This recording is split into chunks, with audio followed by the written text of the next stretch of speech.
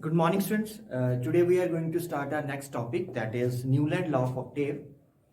तो पिछली वीडियो में हमने बात की थी जिसमें हमने पढ़ा था डॉबनियस ट्राइड, जिसमें हमने देखा कि डॉबनियर ने क्या किया, एलिमेंट्स को क्लासीफाई किया। वहाँ पे हमने लिमिटेशंस डिस्कस की कि he was only able to classify only 9 elements, वो सिर्फ 9 एलिमेंट्स को ही क्लासीफाई कर सके। तो ये उनकी लिमिटेशन थी।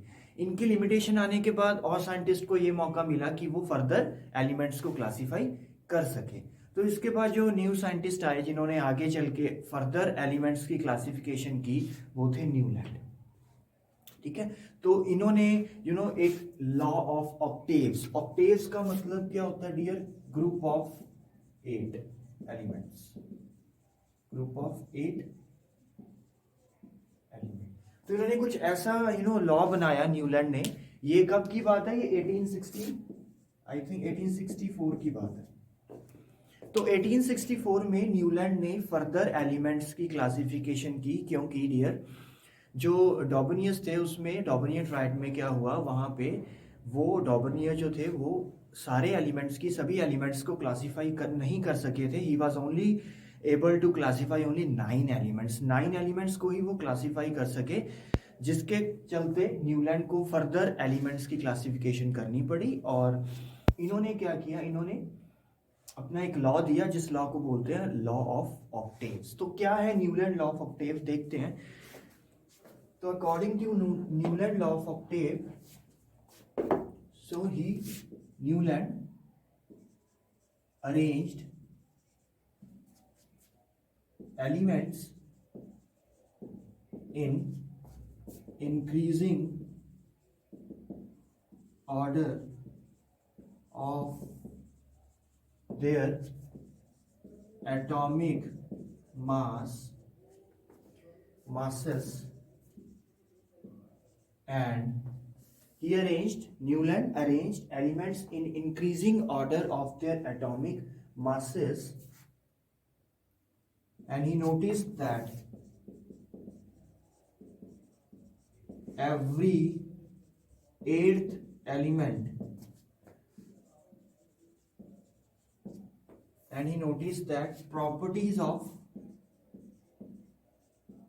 properties of every 8th element is similar to the properties of first element, just like in case of classical musical note। तो ये था उनका लॉ। क्या है लॉ, समझते हैं। न्यूलैंड ने जब एलिमेंट्स की क्लासिफाई की, बेसिकली उस टाइम पे 56 एलिमेंट्स नोन थे जिनकी उन्होंने क्लासिफिकेशन करनी थी। ठीक है, तो it was a big challenge for Newlands since after the limitation, after the flaws in Dobereiner's triad. तो ये फॉरवर्ड आए 1864 में, और इन्होंने एक ऑक्टेव, लॉ ऑफ ऑक्टेव बनाया। और क्या बोला? He arranged elements in increasing order of their atomic masses। तो उन्होंने क्या किया, एलिमेंट्स को अरेंज करना स्टार्ट किया, जैसे डॉबनियर ने किया था। इन्होंने भी एलिमेंट्स को अरेंज किया। कैसे अरेंज किया? In their increasing order of their atomic masses. तो इंक्रीजिंग एटॉमिक मास वाइज इन्होंने क्या किया, एलिमेंट्स को क्लासीफाई किया। तो ये एलिमेंट्स को क्लासीफाई करते गए in increasing order of their masses.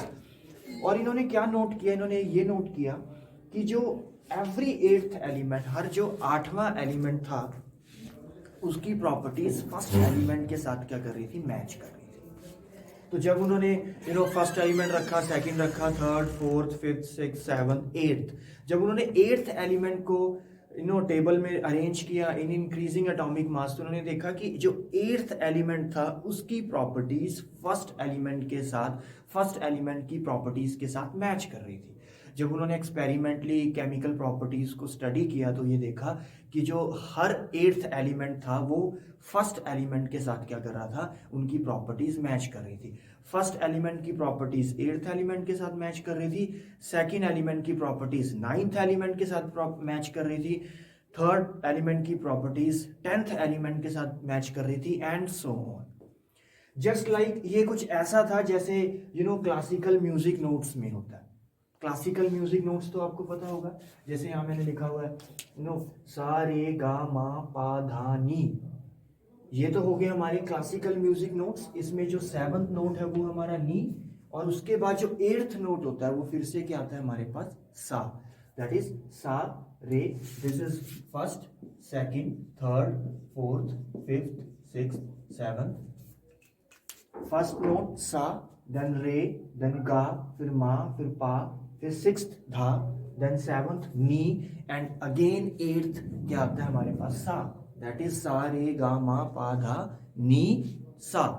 सो वैसे ही यहां भी कुछ हो रहा था जब उन्होंने एलिमेंट्स को क्लासिफाई किया, जब उन्होंने एलिमेंट्स को अरेंज किया in their increasing atomic mass, so he noticed that the properties of every 8th element, the properties of every 8th element resembles with the properties of every first element। First element के साथ उनकी properties match कर रही थी, तो इसे बोलते हैं न्यूलैंड लॉ ऑफ ऑक्टेव। जैसे मैं एग्जांपल देता हूं,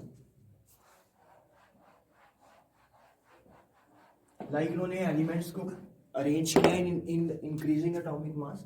लाइक सबसे पहले हाइड्रोजन रखा, then helium. Helium is inert gas जो उस टाइम पे डिस्कवर्ड नहीं हुआ था। हीलियम के बाद देन कम्स लिथियम, फिर इन्होंने अरेंज किया beryllium, then boron, carbon, nitrogen, oxygen, then fluorine, ठीक है, ऑक्सीजन, फ्लोरीन, नियोन। नियोन भी एक इनर्ट गैस है जो उस टाइम पे, इनर्ट गैसेस जितने भी थे हमारे पास, हीलियम, नियन, आर्गन, क्रिप्टन, जीनॉन, रेडॉन, ये जितने भी हमारे पास इनर्ट गैसेस थे उस टाइम पे 1864 टाइम पे, ड्यूरिंग दैट टाइम वो डिस्कवर्ड नहीं हुए थे, तो इन्होंने वो कंसीडर नहीं किए। Hydrogen, lithium, beryllium, boron, carbon, nitrogen, oxygen, then fluorine, then sodium, magnesium, then aluminium, then comes your silicon, phosphorus, then your sulfur, chlorine, potassium, calcium and so on। तो ऐसे ही एलिमेंट्स को इंक्रीजिंग एटॉमिक मास wise इन्होंने classify किया, कर दिया। इसके बाद इन्होंने ये देखा, अगर मैं इसको फर्स्ट एलिमेंट मानता हूं हाइड्रोजन को, तो first, second, third, fourth, fifth, sixth, seventh, 8th, fluorine is the 8th element. तो उन्होंने देखा, जब स्टडी की तो उन्होंने देखा जो फ्लोरीन है उसकी प्रॉपर्टीज हाइड्रोजन के साथ क्या कर रही थी, मैच कर रही थी। मतलब जो हर 8वां एलिमेंट था उसकी प्रॉपर्टीज फर्स्ट एलिमेंट के साथ क्या कर रही थी, मैच कर रही थी। तो अगर मैं लिथियम की बात कर लूं तो लिथियम क्या होगा, सेकंड एलिमेंट। तो हम यहां से अगर लिथियम कंसीडर करेंगे तो इसको अगर हमने फर्स्ट एलिमेंट कंसीडर करना तो first, second, third, fourth, fifth, sixth, seventh, 8th। तो जो सोडियम होगा वो इस लिथियम के लिए 8th एलिमेंट होगा। तो सोडियम की जो प्रॉपर्टीज थी वो लिथियम के साथ क्या कर रही थी, मैच कर रही थी। मतलब देखा जाए तो सेकंड और 9 में 8 का डिफरेंस है, second, third, fourth, fifth, sixth, seventh, 8th, 9। तो सेकंड एलिमेंट 9th एलिमेंट के साथ उनकी प्रॉपर्टीज मैच कर रही थी, फर्स्ट की 8th के साथ। बेरिलियम जो थर्ड है उसकी प्रॉपर्टीज किसके साथ मैच कर रही थी, 10th एलिमेंट के साथ। कहने का मतलब है कि हर 8th एलिमेंट की प्रॉपर्टी, वो केमिकल प्रॉपर्टीज, जब उनकी केमिकल प्रॉपर्टीज को स्टडी किया गया, एक्सपेरिमेंटली जब स्टडी किया गया तो देखा गया कि हर 8th एलिमेंट अपने फर्स्ट एलिमेंट के साथ उनकी केमिकल प्रॉपर्टीज मैच कर रही थी। जैसे कि म्यूजिकल नोट्स में होता है, दैट इज सा, रे, गा, मा, पा, धा, नी, देन अगेन कम्स सा। इसमें भी म्यूजिकल, क्लासिकल म्यूजिक नोट्स में भी ऐसा ही होता है। ये है first, second, third, fourth, fifth, sixth, seventh, 8th। So the 8th musical note matches with the first musical note, classical musical notes। तो उसमें जो 8th म्यूजिकल नोट था वो फर्स्ट म्यूजिकल नोट के साथ क्या कर रहा था, मैच कर रहा था। वैसे ही यहाँ पे जितनी केमिकल प्रॉपर्टीज जो 8th एलिमेंट थी उसकी प्रॉपर्टीज फर्स्ट एलिमेंट की प्रॉपर्टीज के साथ मैच कर रही थी। तो इसीलिए उन्होंने इस टेबल में दिस इज न्यूलैंड टेबल आप बोल सकते हो। इस न्यूलैंड टेबल में उन्होंने क्या किया, जो 8th एलिमेंट था दैट इज फ्लोरीन, उसको फर्स्ट एलिमेंट के नीचे रखा, क्योंकि हर 8th एलिमेंट की प्रॉपर्टी फर्स्ट एलिमेंट के साथ मैच कर रही थी, तो वो क्या करते गए, हर फर्स्ट एलिमेंट के नीचे 8th एलिमेंट रखते गए, सेकंड के नीचे 9th, 10th के नीचे थर्ड के नीचे 10th। तो आप यहाँ से अगर काउंट भी करोगे तो if it is first element, this lithium is first element, तो इसके बाद जो 8th एलिमेंट होगा वो लिथियम के साथ मैच करेगा। This is 1, this is 2, this is 3, this is 4, this is 5, this is 6, this is 7 and this is 8। So lithium के नीचे क्या रख दिया, सोडियम को रख दिया। वैसे ही अगर बेरिलियम को हम 1 कंसीडर करें तो बोरोन को 2 कंसीडर करना पड़ेगा, कार्बन को 3, नाइट्रोजन को 4, ऑक्सीजन को 5, फ्लोरीन को 6, सोडियम को 7 एंड मैग्नीशियम को 8। इसीलिए हमने बेरिलियम के नीचे किसको रखा डियर, मैग्नीशियम को रखा। तो ऐसे करते चले गए वो, और उन्होंने हर 8th एलिमेंट को फर्स्ट एलिमेंट के नीचे रख के एलिमेंट्स की क्या कर दी, क्लासिफिकेशन कर दी। So he classified all the known elements by this rule, law of octaves. Octaves का मतलब है ग्रुप ऑफ 8 एलिमेंट्स। तो जो 8th एलिमेंट होगा वो फिर से फर्स्ट एलिमेंट के नीचे आ जाएगा। ओके, तो this was all about Newland law of octave. तो ये इन्होंने अपने इस लॉ के थ्रू समझाया, लॉ ऑफ ऑक्टेव्स के थ्रू समझाया कि how he classified the known elements, how many known elements were there at that time, 56 elements. So he classified all those 56 elements by this method. तो इन्होंने concept क्या लिया, increasing atomic masses. So he arranged all the elements first by their increasing atomic masses. एक चीज यहाँ पे याद रखना कि यहाँ पे inert gases नहीं है हमारे पास, because inert gases were not discovered during that time.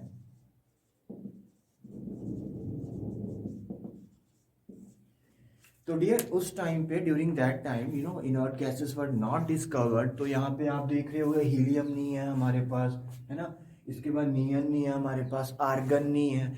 तो ये सारे इनर्ट गैसेस हैं जो आगे चल के डिस्कवर्ड हुए थे, इसीलिए यहाँ पे हम इन्हें कंसीडर नहीं कर रहे हैं। जितने एलिमेंट्स यहाँ पे नोन थे उनमें से कुछ पार्ट, ये सारा पार्ट नहीं है, these are not all the 56 elements, but this is some part of that Newland law of octave. ये इस टेबल का एक छोटा सा पार्ट है। ये सारे अगर आप टोटल करोगे, these are not 56 element, but it is a part of Newland table, जिसमें ये समझाया गया है कि हर 8th एलिमेंट फर्स्ट एलिमेंट के साथ उसकी प्रॉपर्टीज मैच करेंगी, just like in case of classical music notes. और इंग्लिश म्यूजिक नोट्स में भी ये देखा गया है। देखो मैंने सा के नीचे ये लिखा हुआ है, this is dough, re, mi, fa, so, la, ti, these are the English musical notes. तो ये नीचे जो मैंने ब्रैकेट में लिखे हैं, these are English musical notes. तो फर्स्ट म्यूजिकल नोट होगा इंग्लिश का डो, देन रे, देन मी, देन फा, फिर so, la, ti, and then comes again do. Then after the 7th English musical note, then again comes do. Like classical music, Hindi classical music note में क्या है, सा, again सा. Then 8th English musical note में जो 8th होगा वो again क्या होगा, do. तो ऊपर वाला क्या है, क्लासिकल म्यूजिक नोट, और नीचे उनके हमने क्या लिखा है, इंग्लिश म्यूजिकल नोट। तो क्लासिकल और इंग्लिश म्यूजिकल नोट्स दोनों में ही देखा गया कि जो 8th म्यूजिकल नोट था वो फर्स्ट म्यूजिकल नोट के साथ मैच कर रहा था, रिपीट कर रहा था। वैसे ही यहाँ पे जो 8th एलिमेंट की प्रॉपर्टीज थी वो फर्स्ट एलिमेंट के साथ उनकी प्रॉपर्टीज मैच कर रही थी, रिपीट कर रही थी। तो ये तो बात करी न्यूलैंड ने कैसे उन्हें एलिमेंट्स को, how did he classified the known elements during that time. तो ये दोनों ने इस तरीके से एलिमेंट्स को क्लासिफाई किया, बट इसमें भी लिमिटेशंस थे। यस,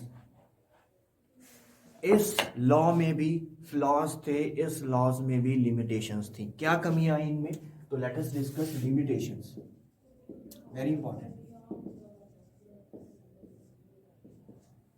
सो इस लॉ में जो फर्स्ट लिमिटेशन आई डियर वो ये थी, देखो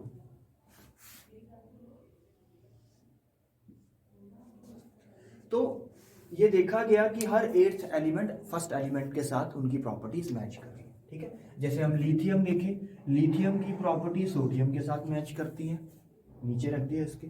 like beryllium properties matches with magnesium, beryllium matches with aluminium, carbon matches with silicon, then sodium, this nitrogen properties matches with phosphorus, then oxygen का सल्फर के साथ। वैसे ये फ्लोरीन क्लोरीन, इनकी प्रॉपर्टीज, हाइड्रोजन की प्रॉपर्टीज फ्लोरीन क्लोरीन के साथ match नहीं करती हैं, हम ऐसा कहते हैं। हाइड्रोजन की पोजीशन मॉडर्न पीरियोडिक टेबल में भी हम देखते हैं कि हम एक हाइड्रोजन की जो पोजीशन है वो मॉडर्न पीरियोडिक टेबल भी एक्सप्लेन नहीं करता। तो why hydrogen is kept at the very first place in modern periodic table itself, वो भी मॉडर्न पीरियोडिक टेबल जो है वो एक्सप्लेन नहीं करता। तो ये एक सस्पेंस ही है कि why hydrogen is placed at this position with all the metals, यहाँ मेटल्स तो नहीं है, but in modern periodic table the first group all the elements are metal except hydrogen, that is a non-metal. So why this non-metal is placed at the first position in modern periodic table, that is still a suspense.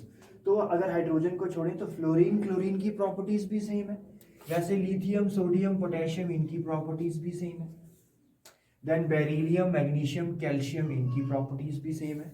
But एक twist आता है यहाँ पे dear, कि ये जो properties है, ये जो लॉ है, ये कैल्शियम के बाद, कैल्शियम एटॉमिक नंबर इज 20, तो कैल्शियम के बाद ये जो लॉ है ये फेल हो जाता है। तो फर्स्ट है after calcium this law failed. तो कैल्शियम के बाद हायर एलिमेंट्स के बाद ये देखा गया, कैल्शियम के बाद जब हमने क्रोमियम का इस यूट्रियम के साथ और टाइटेनियम का इंडियम के साथ या मैंगनीज का आर्सेनिक के साथ जब हमने इनकी प्रॉपर्टीज को स्टडी किया, तो ये देखा गया कैल्शियम के बाद हर एट्थ एलिमेंट अपने फर्स्ट एलिमेंट के साथ इनकी प्रॉपर्टीज मैच नहीं हो रही थी। ये एक्सपेरिमेंटली स्टडी किया गया, इनकी केमिकल प्रॉपर्टी स्टडी की गई और कैल्शियम के बाद देखा गया जितने भी एलिमेंट्स थे उनके बीच में और उनके एट्थ एलिमेंट के बीच में जो केमिकल प्रॉपर्टीज थी वो मैच नहीं कर रही थी।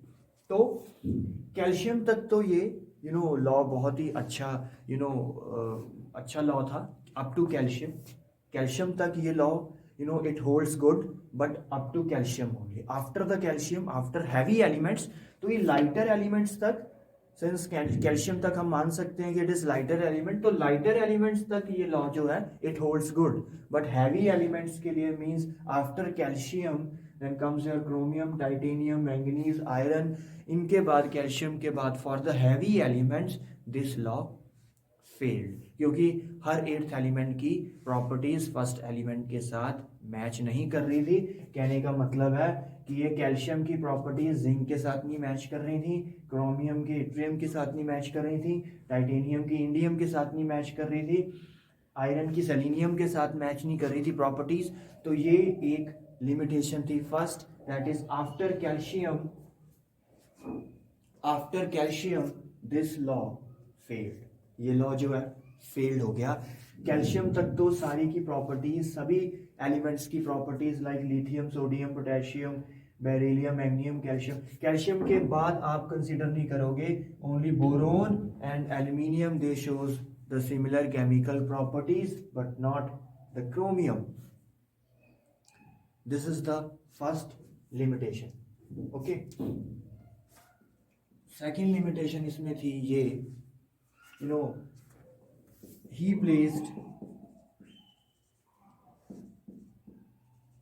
placed two elements somewhere,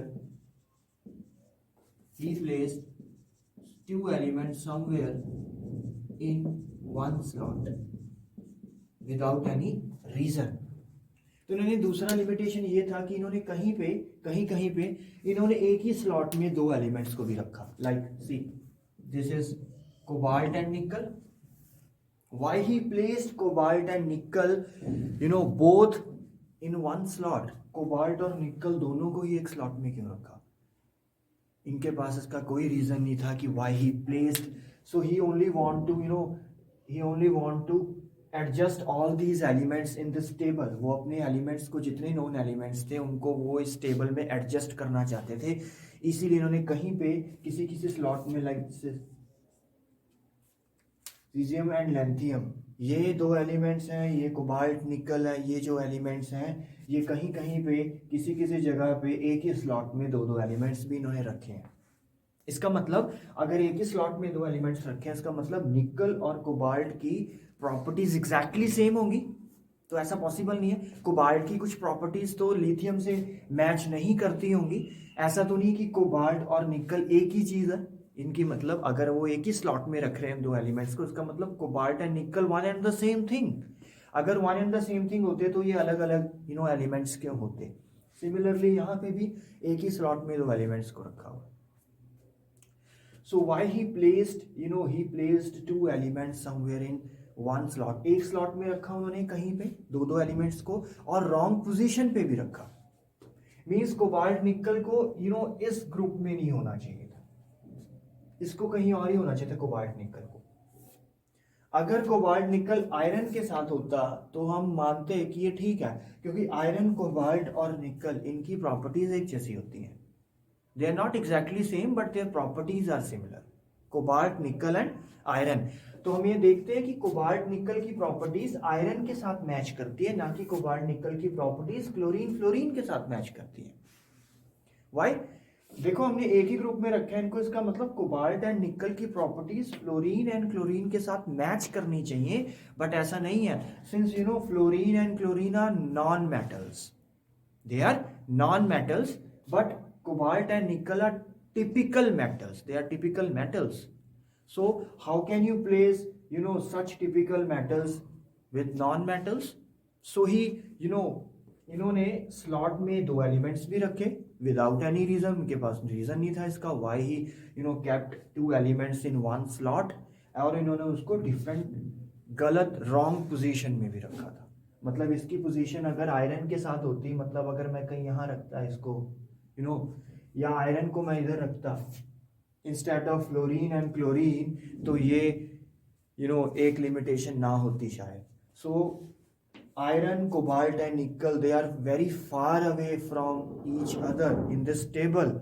iron कितनी दूर है एंड कोबाल्ट निकल कितनी दूर है? Cobalt nickel and iron, they are placed very far away in this table, in this Newland table, because he only want to adjust all its elements in this table. वो सिर्फ adjust करना चाहते थे, वो सिर्फ म्यूजिकल नोट के according वो सिर्फ ये कर रहे थे कि हर 8th एलिमेंट को वो फर्स्ट एलिमेंट के नीचे रखते चले जा रहे थे. बट बाद में वो कुछ लिमिटेशंस बन गई. जब कोबाल्ट निकल को क्लोरीन के नीचे रखा गया तो एक लिमिटेशन बन गई कि why cobalt and nickel are placed together in one slot, and the second is why they are kept with fluorine and chlorine, since fluorine and chlorine are non metals. So why non metals are placed with metals? Metals, non metals की properties different होती हैं. So this was the second limitation. He placed two elements somewhere in one slot and at wrong position.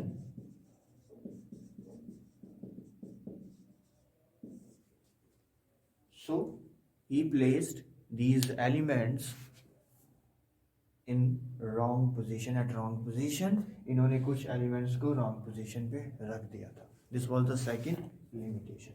Third limitation is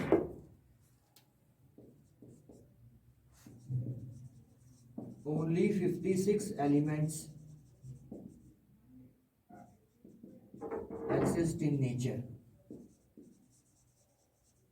and no more elements would discover in future. Third जो limitation थी इस Newland law of Octave में वो ये थी कि ही said only 56 elements exist in nature. मतलब जो एलिमेंट्स मैंने इस टेबल में अरेंज कर दी हैं इसके अलावा कोई और एलिमेंट फ्यूचर में डिस्कवर्ड नहीं होगा।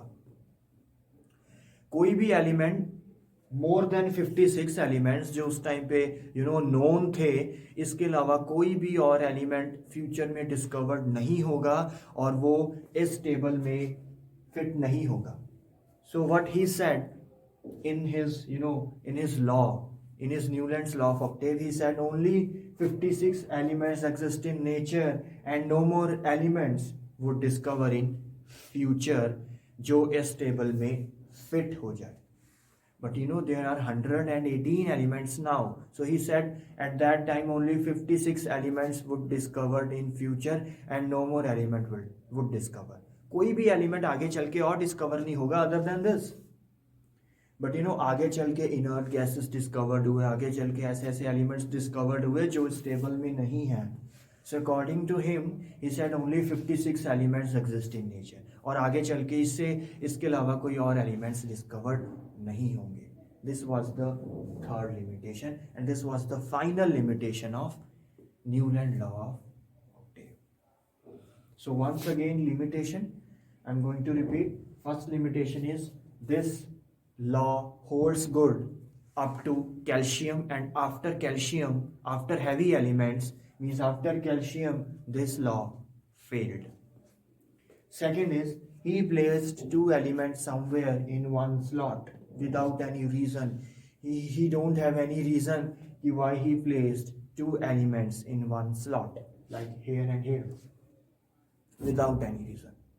And he also kept these elements in one slot. This was the first limitation, and at the wrong position also.